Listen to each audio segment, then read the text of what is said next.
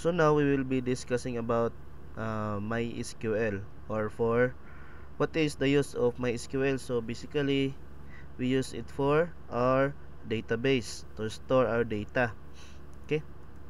So first, what is MySQL? So MySQL or MySQL is a very popular open source relational database management system, or RDBMS. So what is MySQL or MySQL? So MySQL is our relational database management system. So meaning is gagamit ta og mga relationships to connect ang isa ka table to another table. MySQL is open source, so meaning sa open source is widely ginagamit siya. Then basically dali ra siya ma-use. Then free, so MySQL is free, so we do not have the charge, or we do not need to buy it. Then MySQL is ideal for both small and large applications. So pwede siya sa gagmay, or pwede po siya dito sa daghan nga mga data, like mabot o millions. Then MySQL is very fast, then reliable and scalable and easy to use. So paspas gid siya mo process, kay dali ra man ta mga query, reliable kay naman gud siya mga kuan, for example mga reliable kay kaniya mga password na mga hash. Then scalable, dali ra siya makuan, then easy to use, dili ra siya gamagamit kay kasagara is free man siya. MySQL is cross platform, meaning bisan asa siya magamit. Then MySQL is compliant with the ANSI SQL standard. So nani mga ANSI SQL standard ang pagkuan sa database. So ambot lang mga kuan, daghan man siya mga standard, ambot unsa nga rule.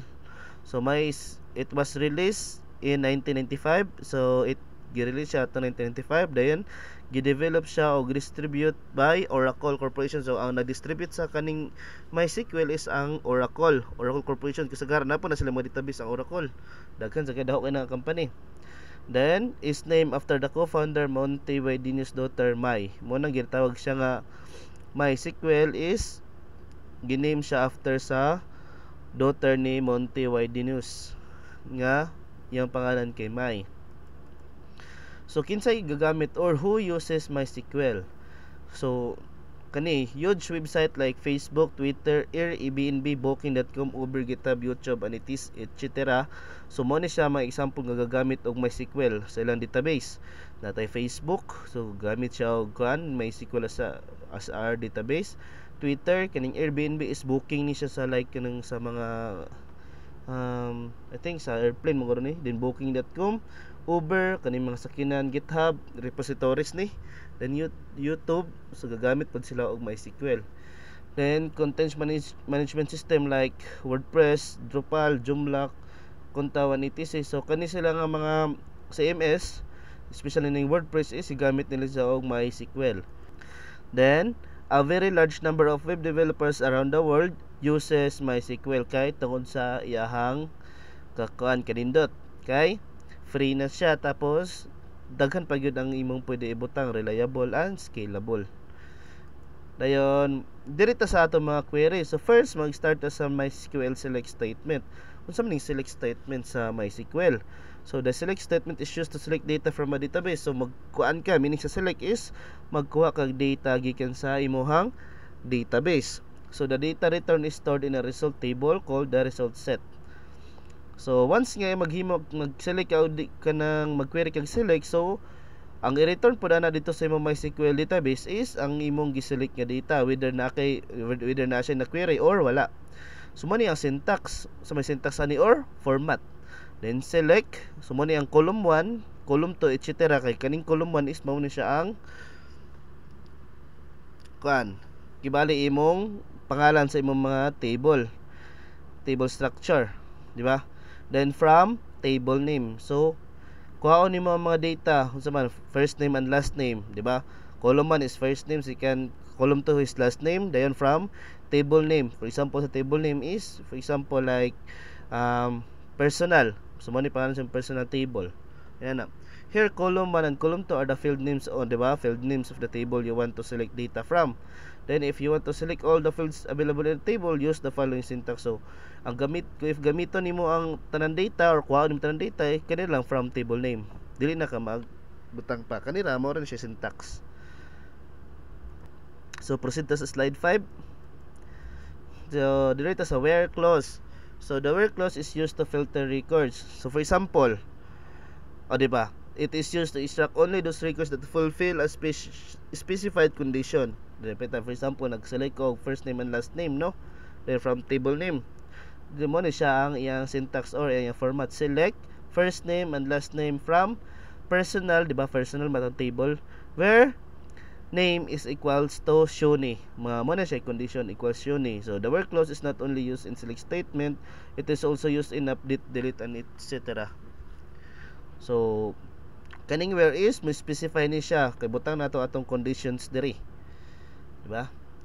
The next slide nato is dito sa slide number 6. So the MySQL and or not or and not operator. So kaning mga operators mo ni kibali ang mag check if sakto ba. So the where clause can be combined with and or and not operator. So di ba nag where clause man tatong niagi. So ato diri sa atong past slides diri sa atong number 5, di ba nag conditions man ta. Dayon magkuan ta din diri. So and or operators are used to filter records based on more than one condition. So the and operator displays a record if all the conditions separated by and are true, di ba naka-discuss man taog kaning and. So kung and siya, both are true, both are false manana. Kung isa kay true, isa kay false, dili na siya and. Then the or operator displays a record if any of the conditions separated by or is true.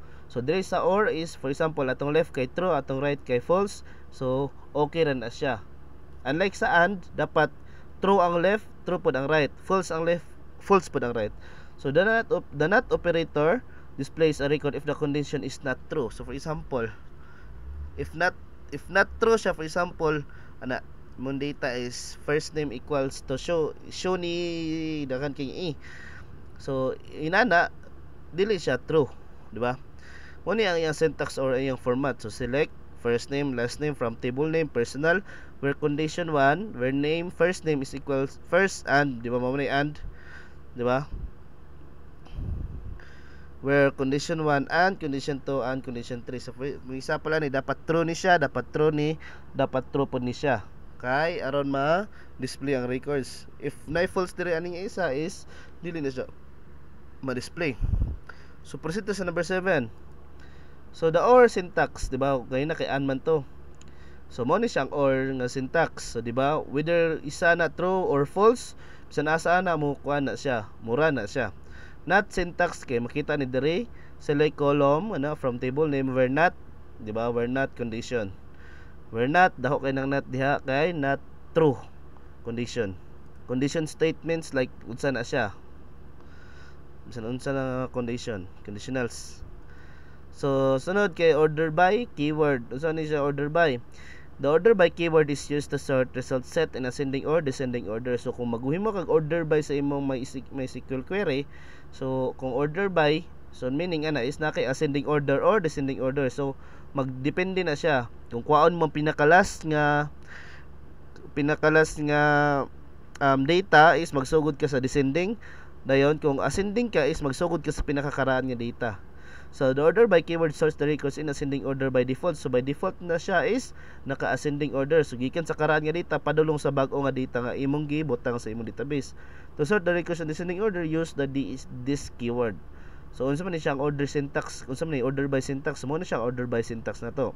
Petan diri select mga select column 1, for example first name, then column 2 is last name, from table name is personal, then order by column 1, column 2, then as or desk. Imo ning pikuan diri. Whether kung ascending na siya, dili na kibutangan mo ascending ha kay automatic man default ang ascending. Ang descending ra. Kay kung gusto ka magpakita sa bag-o nga gi-input nga record dili tong karaan.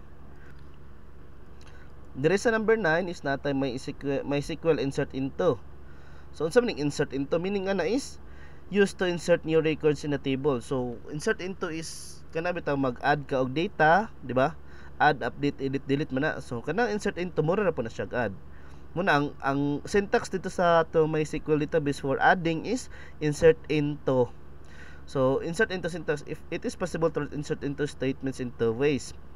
Specify both the column names and the values to be inserted. So two ways ni siya. whether ibutang nimo tanan or i-specify nimo ang imong butangan og mga data. Like for example, kanimo niya syntax no, insert into table name, for example personal, ang column nimo is first name, last name ug imong age, ana di ba? So dire sa values nimo na kay first name is Yuni, then Estrada, then dire ang value 3 is imong age nga 29. Muna siya, for example ana. So dire sa procedure number 10, so the update statement, so update, the update statement is used to modify the existing records in the table. So mag-update ka og records, meaning ana na-exist na siya sa imong database, tapos imo lang siyang need i-update. For example, imong age kay 29 o 30 nga imong nabutang, pero ang age nimo karon is 29, so pwede nimo siya i-change imong kuan dito, imong records sa imong database. Ani, so mo ni ang syntax or iyang format. Update unsa man ang table name, for example natay personal nga table name, set column 1 is equals to value 1, column 2 is equals to value 2, mo ni siya. Where condition, unsa may condition kasagaraan ni? Kasagaraan ning condition is ang ID, kay mao man na unique, no? So be careful when updating the records in table. Notice the where clause in the update statement. The where clause specifies which records that should be updated. So kaning where dapat naa ni siya ha, inig-update nimo kay if you omit where, kung wala ni siya where bitaw, all records will be updated. Daho kay ning siya nga impact kaning where sa ato ang update, kay ma-update ang records ani og wala ning where condition. Needed gyud na siya, dapat i-update nimo ang specific data na gyud na where nga condition. So proceed sa number 11, sa itong page 11. So may SQL delete statement. So the delete statement is used to delete existing records in a table. So mo niya syntax, delete from table name or condition. So kaning condition is like mo ni siya ID, delete from personal, pero table name nato is personal, so delete from personal where condition, where ID is equals to 1, where ID is equals to 2, where ID is equals to 3. Mana siya. So be careful when deleting records in the table. Notice the word, di ba? Kaning where kinahanglan gid kini siya. So if dili ni specify, kung dili ni specify kung unsa nga ID, so ma-delete gyud tanan ang records sa imong database.